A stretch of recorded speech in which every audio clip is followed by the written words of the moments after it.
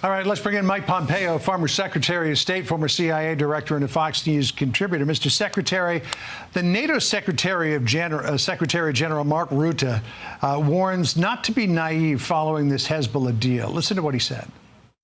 And I welcome it, but let's not be naive. Hezbollah is still there. Iran is still backing Hezbollah, so it is good that it is there.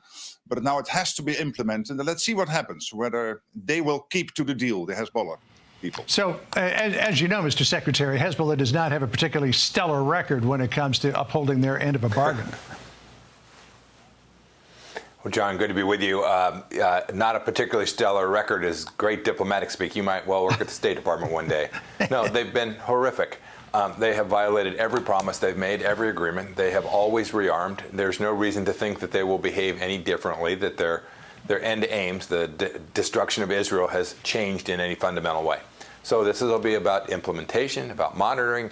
Can the Israelis return to the north safely, their homes in the north safely? And then will the Lebanese armed forces have the capability to do what they had promised they would do, along with the United Nations, was enforce these restrictions on Hezbollah. There's no evidence in play that suggests that they will be able to do that over the long run, and the Israelis have reserved their right properly to return to conflict in the event that they violate those fundamental understandings that they've now set forth.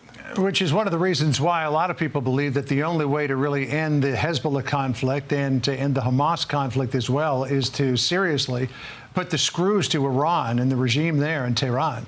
What do you think President Trump will do on that front when he takes office on the 20th? John, I don't want to predict exactly what he'll do, but I know what we did, and there's no reason to think that those same set of policies won't be implemented. They worked. Hezbollah was more broke. They had less money. Hamas didn't invade Israel on our watch. Iran was on its back foot. It was almost broke by the time we left office in January of 2021. And our partners in the region trusted us. The Israelis trusted that the United States would be with them. Our partners in the Emirates and the Kingdom of Saudi Arabia knew that we understood they were a force for good, and they were working against Iran and on behalf of their own people, and as an ally of the United States trying to deliver peace in the region. It's what became the Abraham Accords. I think that model will be the one that President Trump and his team ought to pursue, and I'm confident that the team that he's building will do that with great excellence. One of the three principles for the ceasefire deal with Hezbollah that the Israeli Prime Minister Netanyahu laid out was to separate Hezbollah from Hamas and really isolate what's left of the Hamas leadership in Gaza. Already Hamas is saying, well, maybe we should get back to the table here and talk about a ceasefire. I would assume that any ceasefire with Hamas is going to be very favorable to Israel. I'm going to guess that the Israelis wouldn't sign it if it wasn't. Frankly, John, foremost amongst that is to get back those hostages. We shouldn't forget, as we approach Thanksgiving here in the United States, that there are still Americans held hostage in Gaza, being held by the Iranians through their proxy Hamas. I hope that they'll get to a peace agreement, but it has to be one that is more than just a ceasefire. It has to actually deliver a structure which can provide certainty for the nation of Israel and for the United States that this conflict won't rise again. And you know, the fact that we're talking about this after the election, when President Trump is about to take office, it shouldn't surprise anyone. I want to ask you about one other issue, and that is the appearance of drones, a number of them, over bases in the UK, which also house U.S. military forces. Drones that one senior U.S. official said, quote, the drones do not appear to be those of hobbyists. This follows drones appearing over Langley Air Force Base in Eastern Virginia, the Norfolk Naval Station in Virginia as well. Any idea who or what is behind this? I've seen this reporting.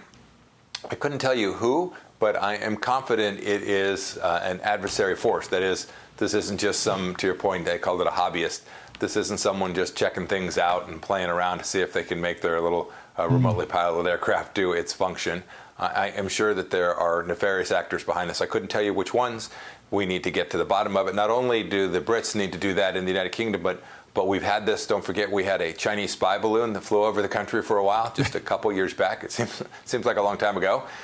But these are serious incidents. These are putting at risk our soldiers, our sailors, our airmen and Marines, and we need to get to the bottom of it. It's very unlikely that some random person would just be flying these things around significant and serious British and U.S. security facilities, and that there have been no repercussions only increases my view that it is likely a bad actor.